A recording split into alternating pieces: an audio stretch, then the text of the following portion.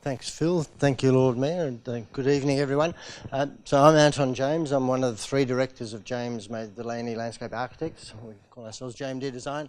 And we were fortunate to be invited by Moloko and Moore to join them on the team to do the design for Kensington Park. I'll talk to you a bit about some of the issues that interest us and how we've approached the project. Just jump. Well, you've seen this, but one of the things as landscape architects we always like to start from is the broad scale, and what became very important to us is just how this little park and this community centre and bowling green sit in the bigger context of the suburb and how it's connected to the suburb and what the green networks might be. So very interestingly, obviously it's got a beautiful park next door, and the community nursery is next door as well. Also, the stormwater canal runs through and under the park, and some of the streets, as Phil mentioned, have been truncated and haven't been taken through. In looking at the park itself in more detail, it became evident that the bowling green, well, it wasn't a park at the time, but that the bowling green really, despite all its charm, was totally locked off from the community and from public access, and it in fact created a bit of a barrier between the park itself and the surrounding streets. So very narrow footpaths. There was no access along this edge, very narrow footpath here, no footpath here. So that strong connection that's developed from the university, you get a lot of people coming from the university and coming through the park for parking or pedestrians, wasn't really being facilitated by the structure at the time. It had, as I mentioned, lots of fences, lots of barriers, the futsal at the southern end, gates, several entries. Phil showed the photographs earlier of the bowling club as it was, the remnant.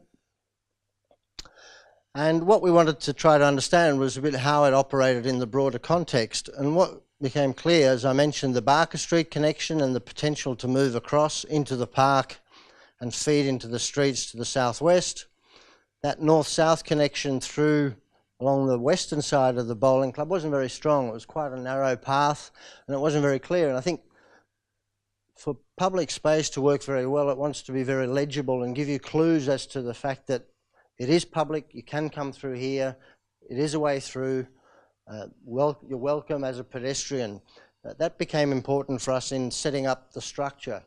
And two of the things that we like to do is to set up a very clear structure so that you understand the space and then work with the character of the landscape and the character of those spaces. And scale fits into that as well.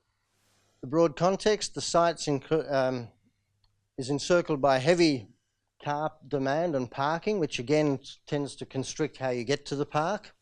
There's clearly pedestrian desire lines, but they weren't catered for. And then there's a potential to start to think of a future scenario where some of this open space might be linked. It'd be great to see the nursery take its wall down and then start to have a link between that fantastic nursery. You could see what's going on in there. You can see all that fantastic production, the park and the bowling green. And then in the more distant future, you might imagine the tennis courts also becoming part of an open space network that allows you to move through as a pedestrian variety of spaces. So now the plan's been flipped, but so to achieve that, we felt that this north-south edge was very important to reinstate the footpaths, to provide the Barker Street access as a major focal point that allowed you in and invited you into the park, and then also to deal with the two entrances to the bowling building, the front and the back, for the two new function halls. But also the potential that one day the laneway, and I forget the name here, but it's the lane that the nursery used for service access, might actually be reopened to the public, so that you increase the permeability into the park and you provide more ways and more connectivity. So a series of principles was developed that we pull back the edge of what's the bowling green currently to make bigger footpaths, to make it more generous for pedestrians alongside the cars. We extend a sense of the character of the park to embrace what was the bowling green. So draw this area back into the bigger park.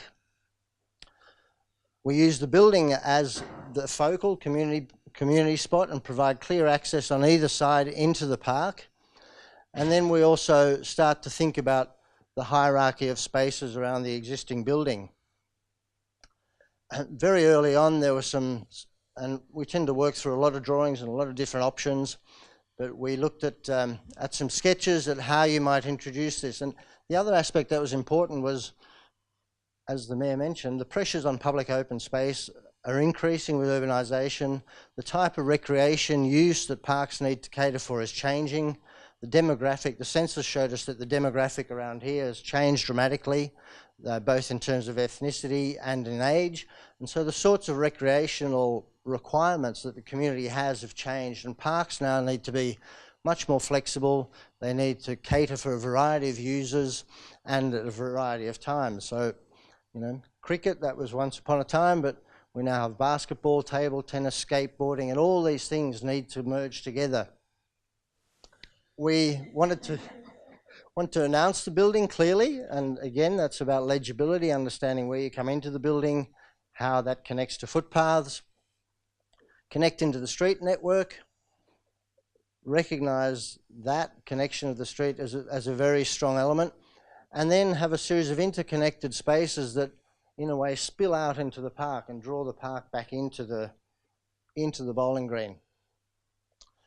As Phil mentioned, there's a series of level changes, stepping down from the south to the north, and we looked at a variety of options. So bookending the park in this middle one with a strong definition around the edge and drawing the park into it.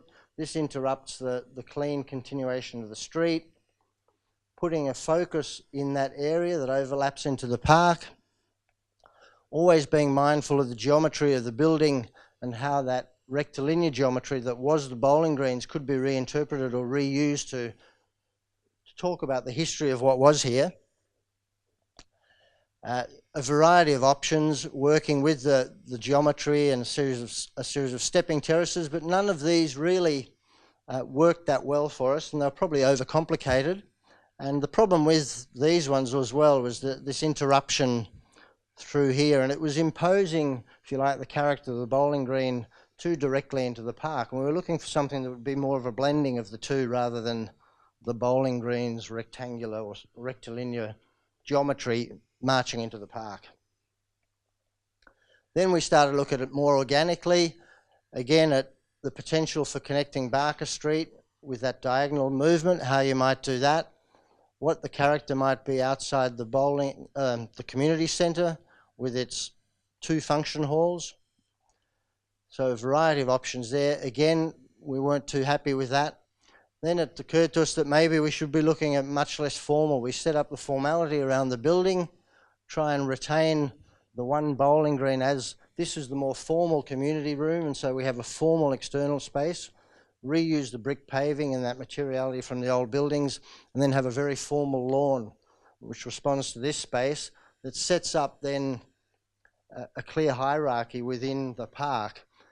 Then beyond that, the recreational space is much looser in geometry and reflects a freer kind of type of activity and mixing of uses, if you like.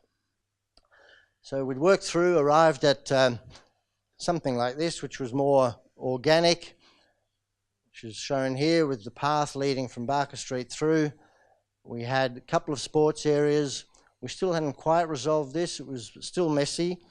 The southern edge had a car park in it. The council required car park, and this was taken on the high ground. And we also introduced more planting here, citrus planting that reflects the community. Or one of the neighbours there's planted some citrus on the medium. We thought if somebody actually cares for citrus in his garden, it'd be nice to bring that into the park and extend that a bit. And this version is pretty much the final version, so this allows the movement across that corner from Barker Street. It creates a strong edge here for the bowling green, and that level change also gives great opportunity for an informal seating edge. So you can be on the edge of this precast wall looking out onto the activity that's happening in the less formal area. The outdoor areas are signified by the brick, these brick rugs, I like to call them, carpets. So this hall has a long space that fronts the park, and this room fronts the park that way. They both have their own outdoor rugs. You roll that rug out and that's where the activities take place. The final plan that Phil showed earlier with the basketball just suggesting an overlap into the park next door where there's fitness stations, a playground, the path very clearly connecting those streets, dealing with the level changes around that edge wall, where should you come up and in which direction should you go in. And again, that sense of how you arrive, whether it's just straight in or whether you have to turn and go up a few steps, and it changes the rhythm of the way you approach the building and it slows you down to anticipate new spaces. And getting that right is really what makes outdoor landscape space special. You can see then these are the some of the working drawings. We essentially developed 3 zones. There was the car park zone, which had that citrus planting and more informal. The central formal zone, which is planted with crepe myrtles, deciduous trees, and has a more garden-esque sort of feel that probably relates more to the bowling club history and that epoch. And then the northern edge, which is the new edge, which is all planted with native species, banksias, eucalypts, melaleucas, and a variety of ground covers. The basketball court, half basketball court, and again, we didn't want to make it look like a rectangular basketball court, but the idea that this element suggests that you can run beyond that and there's activity beyond it. There's a small wall and seat here on the edge of a rain garden, so the water's directed towards a garden here to be filtered, and there's melaleucas and some, I think it's Dianella planting there from memory. And then the basketball court as a sort of an abstract element within the park. And then again, the idea that it was something new, making it blue, making it quite bold in contrast to the historical work around the old bowling club. I'm sorry, I was hoping you could read that. For those of you who might have been interested in the species, we can zoom in on that, but that's our planting list. Here's some of the planting palette just in, so we've got coast banksias. As I mentioned, we've got the citrus trees, spotted gum. It's not necessarily endemic, but it's one of the ones that performs really well and will get some height. Crepe myrtle for flowers and for more of that 1930s, 40s feel. The paperbarks in the rain gardens, and then some of the ground covers, so bird's nest, the cushion bush, and I'm thrilled to come back 9 months later and see it all performing so well. You know, it's been looked after. This is one of our greatest challenges as landscape architects. We end up using 4 species, Lomandra, because it's tough as nails and nobody looks after it. Some guy comes on a tractor once a year and mows it to the ground and it grows back. But the beautiful thing here is that we've actually been able to make it a bit more of a garden and use some species that do require a bit more love and attention, and they have been, and they're performing really well, which is great. Just flick through those. That was a section. Sorry, the planting plan.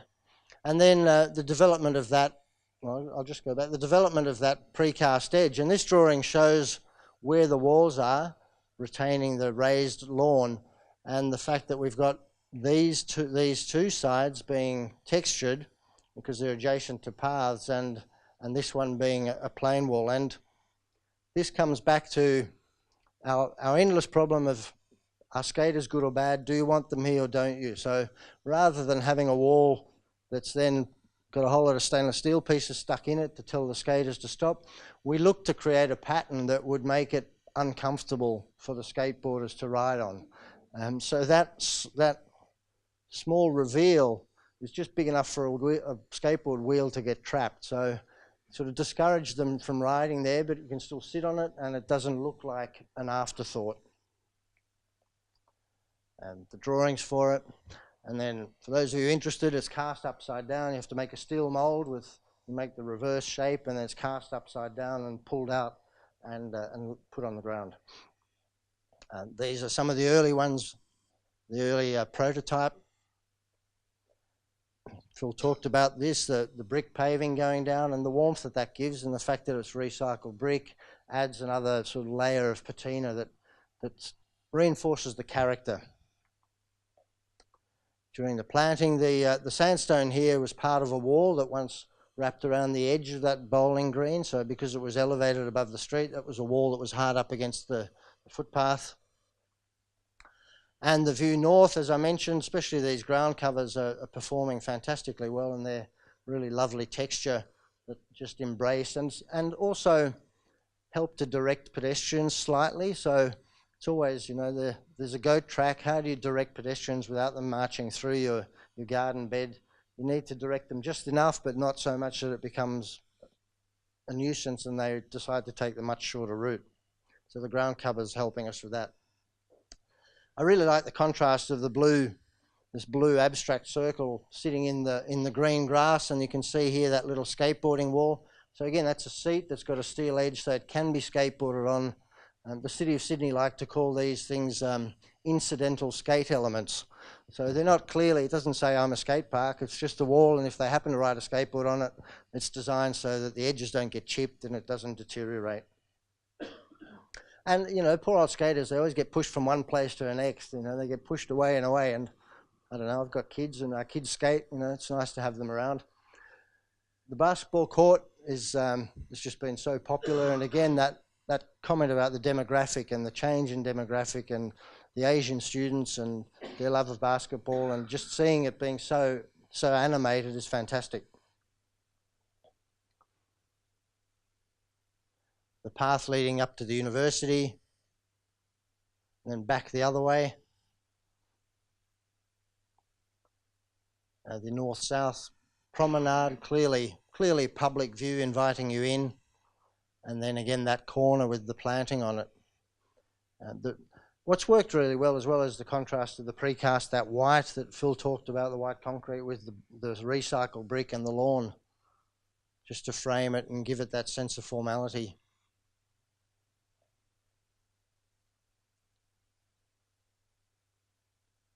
And then just to finish off on a shot of what it was like before and what it's looking like now in its completed state. Thank you.